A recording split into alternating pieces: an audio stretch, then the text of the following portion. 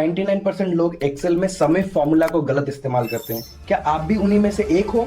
अगर हाँ, तो आज सिर्फ 2 मिनट में ये हमेशा के लिए क्लियर हो जाएगा।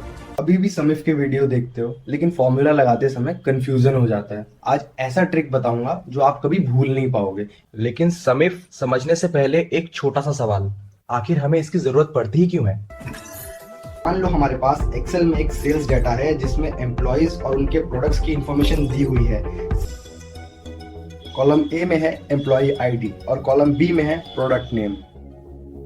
कॉलम सी में है काउंट ऑफ प्रोडक्ट सोल्ड यानी कितने प्रोडक्ट सेल हुए, एंड कॉलम डी में है उन प्रोडक्ट्स का टोटल प्राइस। और हमें निकालना है किसी एक एम्प्लॉय की टोटल सेल्स। लेकिन ट्विस्ट यहां आता है, एम्प्लॉय आईडी बार बार रिपीट हो रही है, यानी एक एम्प्लॉय ने कई प्रोडक्ट्स बेचे हैं, इसीलिए उसकी आईडी कई रोज में दिखाई दे रही है। अब सवाल ये है, इतनी सारी रोज में से सिर्फ उसी एम्प्लॉय की सेल्स कैसे जोड़े? यहीं पर एक्सेल का पावरफुल फॉर्मूला काम आता है, जिसका नाम है समिफ। सबसे पहले लिखो समिफ। अब सिलेक्ट करेंगे एम्प्लॉय आईडी वाला पूरा कॉलम। उसके बाद एम्प्लॉय आईडी वाला सेल सेलेक्ट करो जिसका आपको टोटल सेल्स चाहिए। कॉमा लगा के आपको टोटल सेल्स वाली कॉलम को सिलेक्ट करना है।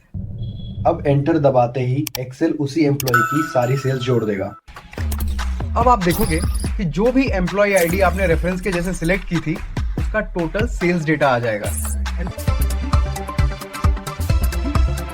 देखा कितना आसान था, बस लॉजिक समझना जरूरी था। जब भी कोई वैल्यू रिपीट हो और हमें उसका टोटल चाहिए तो वहां इस्तेमाल होगा समिफ। अगर आपने यहाँ तक वीडियो देख लिया तो अब आप समिफ कभी नहीं भूलोगे। ऐसे ही एक्सेल ट्रिक सीखने के लिए फॉलो जरूर करना।